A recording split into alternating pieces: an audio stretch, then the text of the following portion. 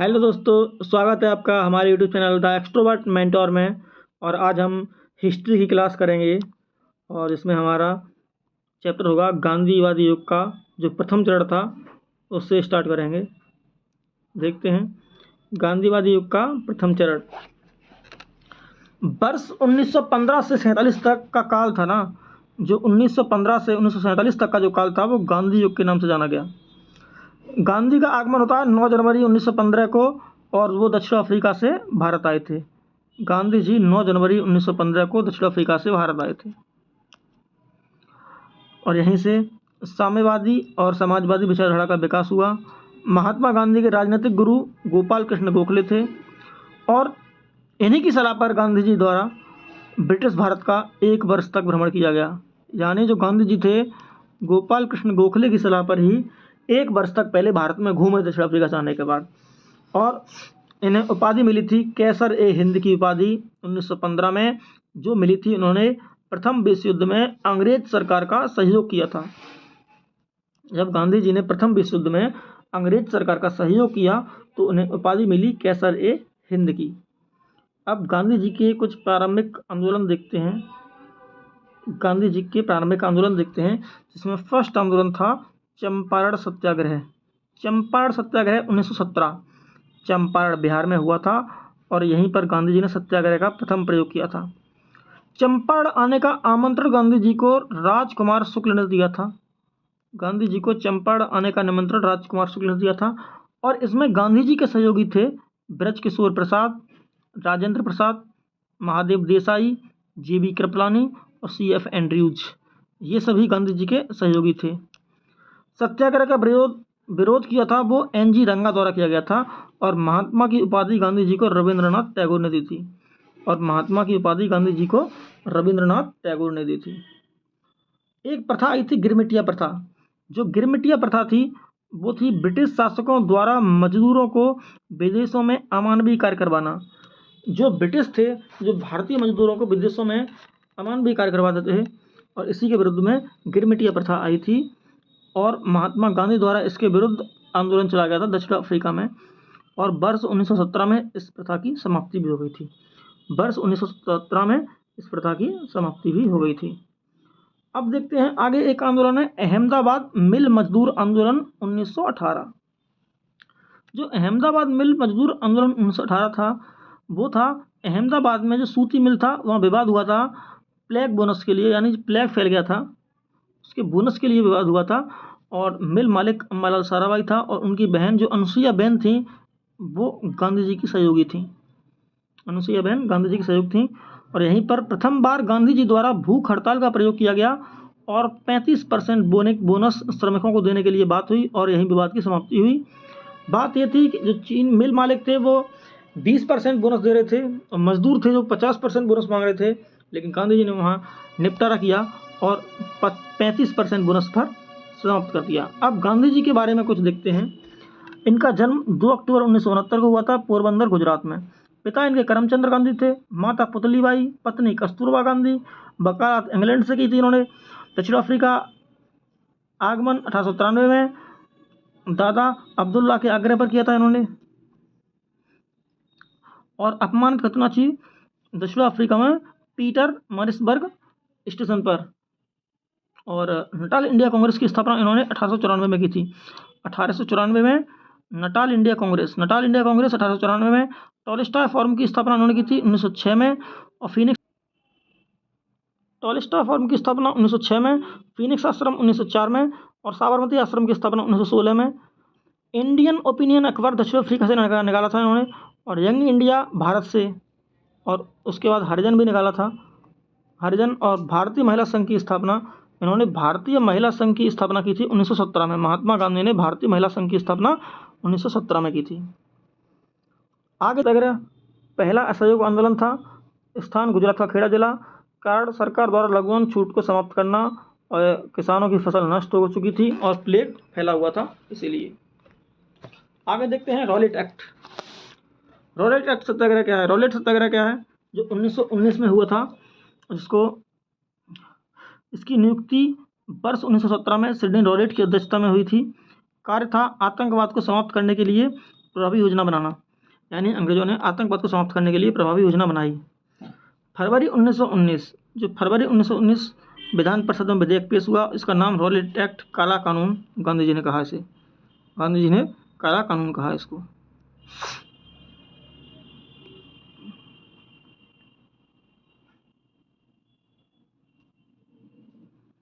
इसका उद्देश्य था क्रांतिकारी गतिविधियों के नियंत्रण के लिए बिना मुकदमा चलाए लोगों को गिरफ्तार करना, सिर्फ संदेह के आधार पर। इसका विरोध भी हुआ, रॉलेट एक्ट का विरोध किया, केंद्रीय व्यवस्थापिका से इस्तीफा भी दिया गया। मदन मोहन मालवीय, मजरूल हक थे और मोहम्मद अली जिन्ना, इन्होंने केंद्रीय व्यवस्थापिका से इस्तीफा दे दिया और महात्मा गांधी ने 6 अप्रैल 1919 को देशव्यापी विरोध सत्याग्रह सभा की स्थापना की। 9 अप्रैल 1919 को डॉक्टर सत्यपाल मलिक और सैफुद्दीन किचलू को गिरफ्तार कर लिया गया और पंजाब में मार्शल लॉ लागू हो गया। इसी के विरोध में जलियांवाला बाग हत्याकांड आगे देखते हैं। जलियांवाला बाग हत्याकांड 1919, स्थान पंजाब था, घटनाक्रम था 10 अप्रैल 1919 को। जो ये घटना थी, इसी के विरोध प्रदर्शन हेतु जुलूस निकाल रहे थे ये लोग, और इसकी प्रतिक्रिया होती है कि पुलिस गोलीबारी करती है और इसका परिणाम होता है भीड़ अनियंत्रित हो जाती है। और 13 अप्रैल 1919 को जलियांवाला बाग में शांतिपूर्ण सभा होती है और जिसकी प्रतिक्रिया होती है कि जनरल डायर द्वारा बिना पूर्व सूचना की गोलीबारी की जाती है और इसका परिणाम होता है कि हज़ारों लोगों की मृत्यु होती है। इसे हम जलियांवाला नरसंहार के नाम से जानते हैं। ऊधम सिंह द्वारा वर्ष 1940 में माइकल ओडायर की लंदन में हत्या कर दी गई थी, ऊधम सिंह द्वारा। जलियांवाला बाग हत्याकांड के विरोध में प्रतिक्रिया होती है, सभी लोग अपने अपने कथन देते हैं, अपने अपने मत रखते हैं। तो एक CF एंड्रयूज थे, इन्होंने कहा था जानबूझकर की गई हत्या। रविन्द्रनाथ टैगोर ने कहा था नाइटहुड की उपाधि वापस की, रविन्द्रनाथ टैगोर ने नाइटहुड की उपाधि वापस कर दी। और शंकर नायर ने वायसराय की कार्यकारिणी से इस्तीफा दे दिया और पंजाब का lieutenant governor Michael O'Dwyer British साम्राज्य का शेर उपाधि, यानी जो पंजाब का लेफ्टिनेंट गवर्नर था माइकल ओडायर, उसको हट दी, मतलब शेर की उपाधि दी। जब ये जलियांवाला बाग हत्याकांड हुआ उसके बाद कुछ समितियां भी बनी, हंटर समिति बनी एक, और इसके अध्यक्ष लॉर्ड हंटर थे। इसमें सदस्य थे WF राइस, जॉर्ज बार्लो और GC रैनकिन और चिमनलाल सीतलवाड़, जगत नारायण, सरदार साहिबजादा और सुल्तान अहमद खान। क्षतिपूर्ति अधिनियम था एक तरीके का, वाइट वॉशिंग बिल कहा जिसको। ये कोई मतलब नहीं था, सिर्फ जनता को सांत्वना देने के लिए इस समिति का गठन किया गया, लेकिन परिणाम कुछ भी नहीं निकला।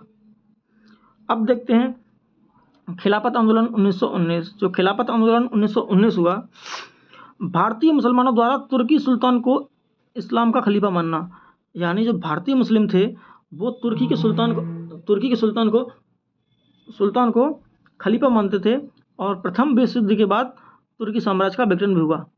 जो प्रथम विश्व युद्ध हुआ उसके बाद तुर्की साम्राज्य का विघटन हो गया और इस कारण प्रथम विश्व युद्ध 1948 के बाद की स्थितियां थीं। वर्ष 1919 में पेरिस सम्मेलन में तुर्की का समझौता, सेब्रे की संधि और खलीफा शासन का अंत हुआ। जो तुर्की में खलीफा शासन था उसका अंत हो गया और इसी का विरोध भारत में भारतीय मुस्लिम कर रहे थे और इसके नेता थे मोहम्मद अली एवं शौकत अली। सितंबर 1919 में खिलाफत कमेटी का गठन हुआ और सम्मेलन नवंबर 1919 में हुआ दिल्ली में, और इसकी अध्यक्षता महात्मा गांधी और अन्य नेता थे मोहम्मद अली, शौकत अली, हकीम अजमल खां, हजरत मोहानी और अबुल कलाम आज़ाद।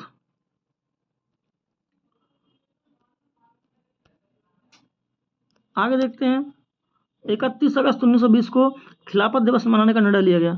31 अगस्त 1920 को खिलाफत दिवस मनाने का निर्णय लिया गया। दिसंबर 1920 में कांग्रेस अधिवेशन नागपुर में असहयोग आंदोलन प्रस्ताव पारित हुआ और वर्ष 1924 में असहयोग आंदोलन समाप्त हुआ। और जो असहयोग आंदोलन था उसके टाइम गांधी जी ने एक कथन कहा था, खुद को बदलाव बनिए, खुद वो बदलाव बनिए जो आप दुनिया में देखना चाहते हैं, खुद वो बदलाव बनिए जो आप दुनिया में देखना चाहते हैं। अब असहयोग आंदोलन के बारे में कुछ पढ़ते हैं। कलकत्ता कांग्रेस का विशेष अधिवेशन जो 1920 में प्रस्तावित हुआ था, प्रस्ताव का लेख एवं प्रस्तुत गांधी जी ने किया था। जो असहयोग आंदोलन का प्रस्ताव था, जो कलकत्ता के विशेष अधिवेशन 1920 में, वो गांधी जी ने प्रस्ताव पेश किया था और कांग्रेस अधिवेशन में असहयोग आंदोलन का प्रस्ताव हुआ था। इसका उद्देश्य था सुशासन तथा स्वराज। प्रस्ताव का विरोध किया था CR दास और लाला लाजपत राय। इस बात को ध्यान रखना, असहयोग आंदोलन का विरोध किसने किया था? तो CR दास और लाला लाजपत राय। और इसकी कार्यकारी समिति थी जो 15 सदस्य थे, 15 सदस्यीय कार्यकारी समिति थी, और इसका कार्य था कांग्रेस के रोजमर्रा के कार्यों का संचालन करना। आंदोलन का प्रारंभ हुआ था 1 अगस्त 1920 को। बाल गंगाधर तिलक की मृत्यु हो जाती है और गांधी जी द्वारा अपाहिजों को लौटाना, केसर-ए-हिंद अबूर पदक। तिलक स्वराज फंड की स्थापना की गई 1921 में। इसका कार्य था असहयोग आंदोलन को आर्थिक सहायता देना, और मात्र 6 माह में यहाँ से 1 करोड़ की राशि एकत्रित की गई थी। 6 माह में 1 करोड़ की राशि एकत्रित की गई थी। आंदोलन का प्रसार हुआ था पंजाब, मद्रास, आंध्रा, गुंटूर, मालाबार क्षेत्र, असम के क्षेत्रों में आंदोलन का विस्तार भी हुआ था। अब देखते हैं चौरी चौरा कांड। तो चौरी चौरा की घटना हुई थी 5 फरवरी 1922 को गोरखपुर, उत्तर प्रदेश से। इसका प्रारंभ भगवान अहीर के नेतृत्व में हुआ था, जिसमें पुलिस और स्थानीय लोगों के बीच संघर्ष हुआ, और परिणाम इसका हुआ कि पुलिस चौकी में आग लगा दी गई और 22 पुलिसकर्मियों की मृत्यु हो गई। जब 22 पुलिसकर्मियों की मृत्यु हुई तो 12 फरवरी 1922 को असहयोग आंदोलन स्थगित कर दिया गया। बारदौली में ऐसी घोषणा हुई कि असहयोग आंदोलन को स्थगित करते हैं। और असहयोग आंदोलन क्यों स्थगित किया गया? चौरी चौरा कांड के कारण। 10 मार्च 1922 को गांधी जी गिरफ्तार हो जाते हैं, और 18 मार्च 1922 को गांधी जी को 6 वर्ष की सजा होती है। लेकिन बीमारी के कारण 1924 में गांधी जी की रिहाई हो जाती है। चौरी चौरा कांड के बाद गांधी जी ने असहयोग आंदोलन को हिमालय जैसी भूल बताया। चौरी चौरा कांड के बाद गांधी जी ने असहयोग आंदोलन को हिमालय जैसी भूल बताया। असहयोग आंदोलन के समानांतर कुछ आंदोलन चल रहे थे, उन्हें देखते हैं। जैसे कि झंडा सत्याग्रह नागपुर 1923, बरसात सत्याग्रह गुजरात 1923, गुरु का बाग सत्याग्रह पंजाब 1922-23, तारकेश्वर सत्याग्रह बंगाल में 1924, और बाईकॉम सत्याग्रह केरल में 1924-25। ये भी कुछ समानांतर सत्याग्रह चल रहे थे। राष्ट्रीय राजनीति जो 1922 से 1929 तक चरण था, जिसमें देखते हैं कांग्रेस अधिवेशन 1922, इसके अध्यक्ष चित्तरंजन दास थे, और प्रस्ताव था विधान परिषद में प्रवेश के लिए, जो प्रस्ताव रद्द हो गया कांग्रेस द्वारा। अब आगे देखते हैं स्वराज पार्टी।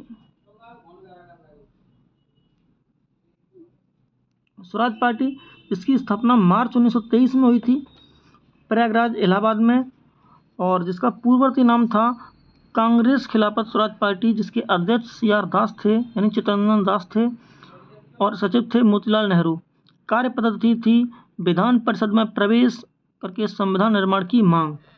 विधान परिषद में प्रवेश और संविधान निर्माण की मांग, ये इसकी कार्य पद्धति थी। और जो राजनीतिक द्वंद्वता थी जो स्वराज पार्टी में, वो थी अपरिवर्तनवादी और परिवर्तनवादी। अपरिवर्तनवादी थी जैसे रचनात्मक कार्यों का करना, जैसे कि स्कूल, कॉलेज, आश्रम की स्थापना। और परिवर्तनवादी थी, उसका था विधान परिषद में चयन। स्वराज पार्टी और सेंट्रल लेजिस्लेटिव असेंबली का अध्यक्ष विठल भाई पटेल 1925 में बने। स्वराज पार्टी में थे जो विठल भाई पटेल, जो 1925 में सेंट्रल लेजिस्लेटिव असेंबली के अध्यक्ष भी बने थे। आगे देखते हैं कुछ ट्रेड यूनियन व साम्यवादी दल थे, उनके बारे में कुछ पढ़ते हैं। जैसे कि एक थे all India trade union Congress AITUC, जिसकी स्थापना 1920 में हुई थी, और प्रथम अधिवेशन बम्बई में हुआ था, और प्रथम अध्यक्ष थे इसके लाला लाजपत राय, और उपाध्यक्ष थे जोसेफ बैप्टिस्टा, और महामंत्री थे दीवान चमनलाल। और प्रथम विभाजन इसका 1929 में नागपुर अधिवेशन में हुआ था, इसके अध्यक्ष थे जवाहरलाल नेहरू। आगे देखते हैं Indian national trade union Congress INTUC, जिसकी स्थापना मई 1947 में हुई, जिसके संस्थापक थे वल्लभ भाई पटेल और BV गिरी, और प्रथम अध्यक्ष थे वल्लभ भाई पटेल। और एक था हिंदू मजदूर सभा, जिसकी स्थापना 1948 में कांग्रेस समाजवादियों द्वारा की गई। जो हिंदू मजदूर सभा थी, इसकी स्थापना 1948 में कांग्रेस समाजवादियों द्वारा की गई। अन्य दल देखते हैं, जैसे कि भारतीय साम्यवादी दल, इसकी स्थापना 26 दिसंबर 1925 में कानपुर में की गई। इसके संस्थापक थे MN रॉय, और उपाध्यक्ष थे इसके, जो अध्यक्ष थे इसके, सत्यभक्ति मतलब सत्यभक्ति थे, जो इस पार्टी के सचिव भी थे, वही इसके अध्यक्ष थे, इन्होंने अध्यक्षता की थी। और इसका विभाजन 1964 में हो गया। भारतीय साम्यवादी दल मार्क्सवादी का गठन हो गया। इसका विभाजन होकर भारतीय साम्यवादी दल मार्क्सवादी का गठन हो गया। एक अन्य संस्था थी ट्रेड यूनियन आंदोलन का प्रारंभ, जो M.N. लोखंडे जो प्रथम मजदूर नेता थे, उनके द्वारा मजदूर संघ की स्थापना की गई 1948 में पहले, और उसके बाद ये पार्टी बनी। और अखिल भारतीय व्यापार संघ की स्थापना 1920 में B.P. बाड़िया द्वारा की गई। और 17 अक्टूबर 1920 में ताशकंद में भारतीय कम्युनिस्ट पार्टी की स्थापना की गई। 17 अक्टूबर 1920 में ताशकंद में भारतीय कम्युनिस्ट पार्टी की स्थापना की गई। आगे देखते हैं। कुछ संबंध केस हुए थे, जैसे कि पेशावर षड्यंत्र केस 1922-23 में हुआ, कानपुर षड्यंत्र केस 1924 में हुआ, और मेरठ षड्यंत्र केस 1929-33 में हुआ। और इसमें मुजफ्फर अहमद को काले पानी की सजा हुई। मेरठ षड्यंत्र केस में मुजफ्फर अहमद को काले पानी की सजा हुई। इससे संबंधित कुछ व्यक्ति थे, जो थे M.N. रॉय, मुजफ्फर अहमद, A.S. डांगे, शौकत अली, शौकत उस्मानी, जिन्हें शौकत अली भी कहते थे, और रामचंद्र लाल शर्मा, ये कुछ सदस्य थे। आगे देखते हैं। जुलाई 1934 में सरकार द्वारा भारतीय साम्यवादी दल को अवैध घोषित कर दिया। हुआ यूं कि जुलाई 1934 में सरकार ने भारतीय साम्यवादी दल को अवैध घोषित कर दिया, और इसके बाद क्रांतिकारी चरण आए। कुछ क्रांतिकारी नेता थे, उनके बारे में देख लेते हैं। उन्हें द्वितीय चरण के रूप में जानते हैं। जैसे कि साम्यवादी विचारधारा का प्रसार हुआ, इसके बाद क्रांतिकारी संगठनों की स्थापना हुई, असहयोग आंदोलन का स्थगन से युवाओं पर प्रभाव पड़ा। जो असहयोग आंदोलन इतना अच्छा खासा चल रहा था, जब स्थगित हुआ तो युवाओं का इस पर प्रभाव पड़ा और सांगठनिक क्षमता पर विश्वास हुआ, और उसके बाद क्रांतिकारी चिड़ का उदय होता है।